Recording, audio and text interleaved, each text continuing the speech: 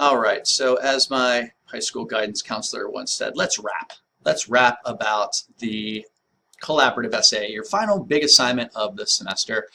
My hope is, well, while I'm recording this, yeah, you're in the midst of writing your research projects, but my hope is that once that hopefully arduous process is complete, this is an opportunity for us to take a little bit of a breather as we head into the end of the semester.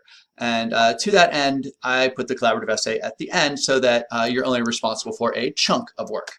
And so to that end, let's talk a bit about what the assignment is asking you to do. Okay, well, before I do that, let me tell you a little bit on the idea of collaboration. I know if you're anything like me, group work sounds not fun, and I completely am here for that. I feel you on that. But the fact of the matter is, unless you want to be, I don't know, a park ranger when you grow up, you are going to work with other people. I got into higher education with the hopes that I could work generally on my own in my own silo with my students only and just sort of be happy in that regard. And let me tell you, that's not the realities of my work. I am on 1 million committees. I'm on 2 million subcommittees, and we all have tasks that we're responsible for as a group, as a team. Some people work really well with others, some people don't. It's unavoidable. And so the sooner you get practice collaborating and working with other people, well, the better. And so I'm sure you've had group projects before in your classes. So this probably isn't as new to you as I'm maybe trying to sell it. The fact of the matter is I want this assignment to be fun. I want it to teach you something about the nature of collaboration, but I also want this to be maybe an opportunity for you to sort of learn what sort of a collaborator you are. What strengths do you bring to a collaborative effort? Where are your deficits, or where are your areas in need of improvements? And so throughout this collaborative process, I will hope you'll have a sort of a reflective eye open at all times about what's coming easy to you, what is giving you difficulty. So like it or not, this is baked into the syllabus. It's a required component of the class. I touch my face more than any other time of day when I'm making screencasts. How strange is that? Okay, so in as much as this assignment corresponds to any chapter in our textbook, it's the proposing solutions one. You're not necessarily proposing a solution in this assignment, but you are making a proposal, which is a very important part of the rhetorical tradition, let's say. And so what you're going to do is create a proposal for the totally made up Belden Village Film Society. Okay, it's organizing a 12-hour film festival. I like the idea of film festivals just in general.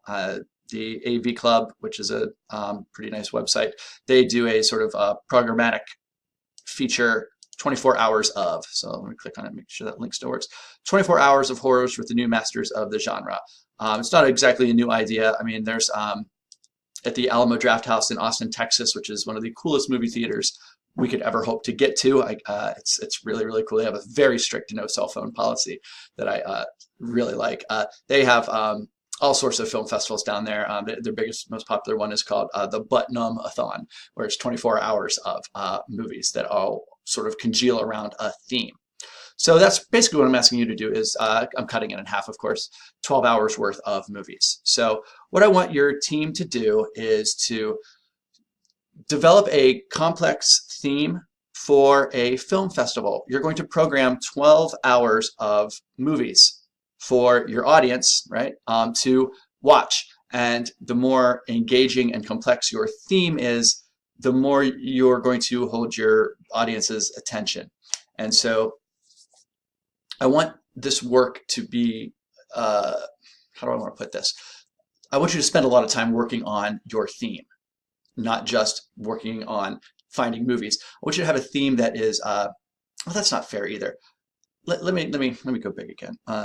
Some groups, again, you have to figure out the nature of your group, and I'm not going to say this is the path to success or this is the only way to get an A on this assignment. Some groups start with a theme and sort of build outward from it. Okay, well, what movies fit this theme?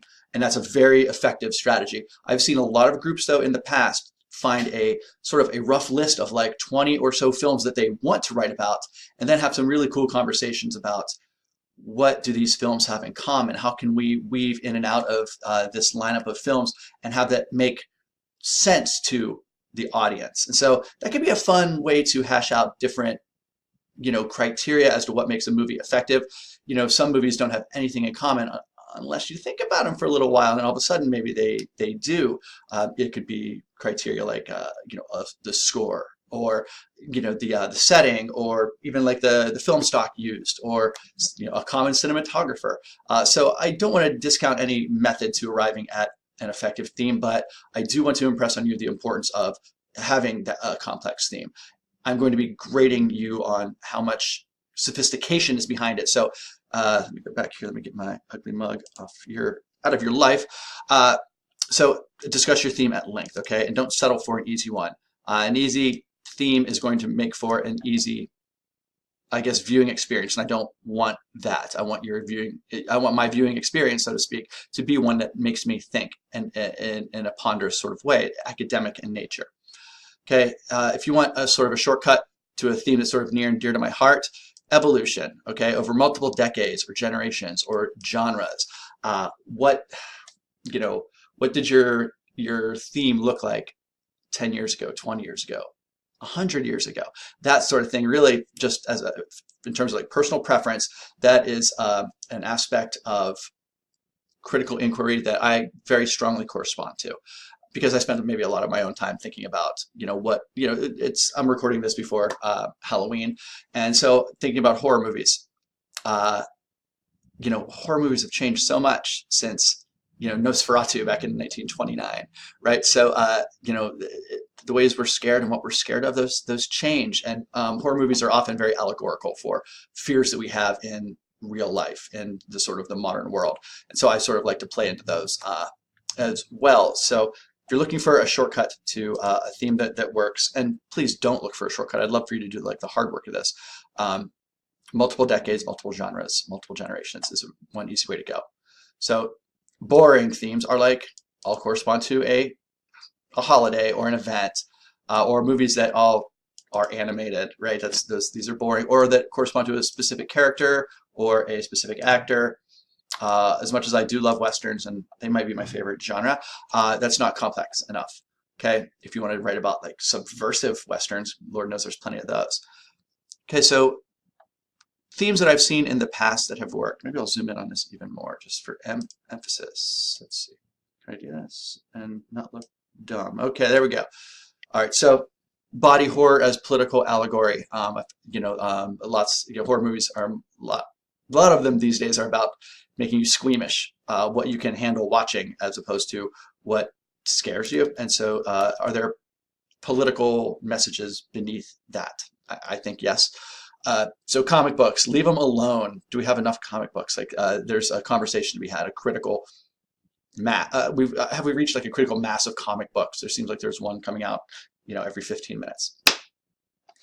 You're all in high school. So how realistic are depictions of high school in movies? Said no high school ever. I just watched American Vandal on Netflix. I don't know if any of you are aware of that, but that is a TV show, and I'm certainly open to the idea of putting TV, televised or Netflix only works of art in here. But that seemed to be a pretty realistic depiction of social media use and how high schoolers can striate, right? How people can define themselves against each other. What else? How a score can manipulate our emotions. I'm not very smart when it comes to film scores. I know that I like a lot of them, and Lord knows I listen to a lot of them when I'm working. But is there a science behind how emotions can be manipulated? Let's see. Child stars grow up? Question mark. Do they ever?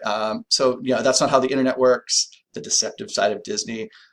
If history is any teacher, 3 groups are going to write on Disney princesses in some way, and that's fine because you're working some sort of other thing out.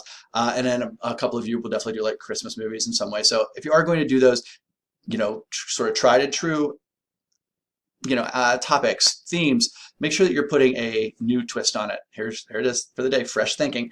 Make sure you're putting some new ideas behind them. Okay, so I would love to go big again. We're getting big lots today. I want to be a part of your theme process. I want to hear from you. I want to give you feedback. Hey, this sounds like a good idea for a theme. Hey, let's keep thinking about this. Or I'll usually try to give you like a complicating factor in some way. My head going the same. There's the kind of never mind. I see my little perpetual motion machine working back there and it's distracting me. So bring me into your thematic conversations is what I'm here to say. So what other, there are more aspects of the assignment than just complex theme, but it's the foundation of your entire essay. The proposal that you end up writing is the quality of your theme. You can't build a decent house on a shaky foundation. So the theme is the foundation of your entire proposal.